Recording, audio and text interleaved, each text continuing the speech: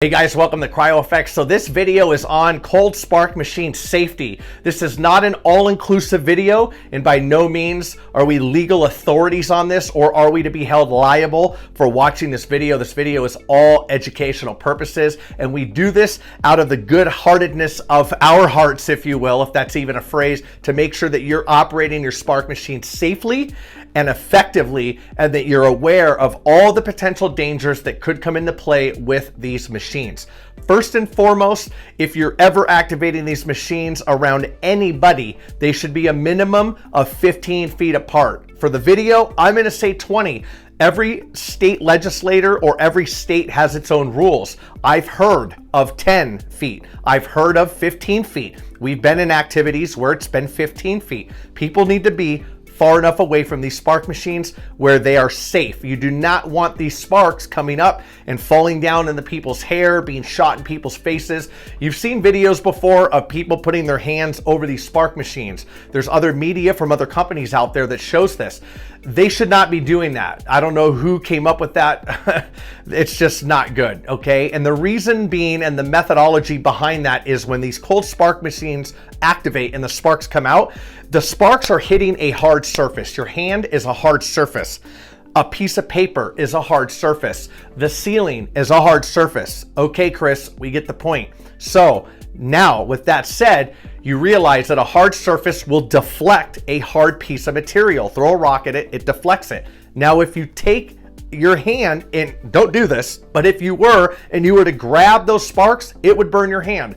If you take a piece of styrofoam or a piece of foam and you hold it over these spark machines, it will melt the foam and the styrofoam. Clearly that indicates that these are hot enough to melt styrofoam, and they are hot enough coming out of the spark machines, which the way a spark machine works is a heating element heats up the titanium and zirconium. And when it heats it up, it goes through the heating element and it comes out a type of propulsion, air propulsion up into the air. And that's what gives you the spark effect. Those pieces of titanium, zirconium, depending on the size, when they're heated up, they basically burn themselves out. You could think of them as little embers, probably not the best way or word to use, but that's the closest relevance of terminology for somebody to understand. So with that said, if they're going into anything that has gasoline or any type of curtains or any type of material that may have an accelerant on it that may not be fire retardant, you're gonna run into problems. So do not shoot them into anything at all, simply put. And I say it like that because yes, it's a cold spark machine by name, but by definition, it's not. So don't spray it into the ceiling. If you have 8-foot ceilings, shoot it up to 6 feet. Make sure you have enough room. It will leave black marks on the ceiling, okay? It will leave black marks on the floor if you're in the right environment. Again, the ceiling, if you're in the right environment. So I can't say that it's always gonna leave marks. I can't say that it's always not gonna burn something. All I can say is if you take this spark machine or any spark machine in the market, and you put it in multiple different environments, they're not gonna perform the same. Some are gonna burn cloth, some are gonna burn people, some are gonna burn the ceiling. Is it gonna ignite a fire? That's how you use it. It's up to how you use it and the other conditions that are involved in there. Inside the machine is a heating element. If you leave that machine on for too long, if you buy machines that you don't know where they're coming from, the potential risk in that is the machine could catch fire. These machines are regulated. I don't want to scare anybody, but they do have a couple of safety checks and balances inside the machine on the logic board to be able to stop it from overheating. It's able to stop itself from the heating element heating up too much, because if you keep applying power, the heating element will keep heating. The heating element doesn't have logic in it. So when the power is applied, it keeps heating. The logic board has to say, you've reached this temperature, you need to shut off.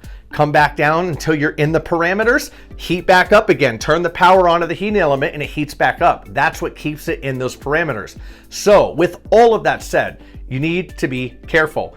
Do not put this inside when it's not permitted. Make sure you check with your local fire department. Every fire department has different rules and regulations. And keep in mind, just because you don't see the smoke, just because this machine doesn't emit smoke, does not mean it won't set off a fire alarm. Again, Case in point, you have ionization fire alarms, you have photoelectric, you have laser, you have other types of fire alarms that sample the air. There's many different fire alarms. So again, you can't say that this machine will work in every environment. The best thing that we can recommend is that you test it first, that you make sure it's safe, that you contact your fire department, you get the right permits, and you hire a company, either us or another company that has pyrotechnic services and licensees, or the interface with pyrotechnic companies and services such as us, and you go ahead and make sure you do this the right way. Case in point, there was an event in California a year and a half, 2 years ago. Whenever you're watching this video, it's going to be probably some more time than that, but non-spark machine related, just the sparklers, those sparklers at weddings. A couple had those, they lit them, it started an entire brush fire, they ended up in jail, hefty fines, and through the court system. Make sure that you're safe instead of being sorry. Run the permits. Do not try to do this yourself because some DJ's offering these spark machines for a ridiculously low cost and you want to save money on your event.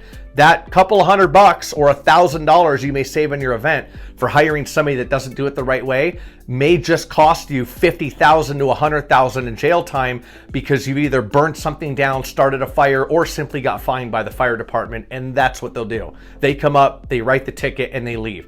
Regardless, this is not legal advice. I'm just rehashing and informing you of what we've seen in our multiple years of dealing with this, because safety is number one. A well-ventilated area, people at least 15, 20 feet away, and this spark machine does not shoot into people.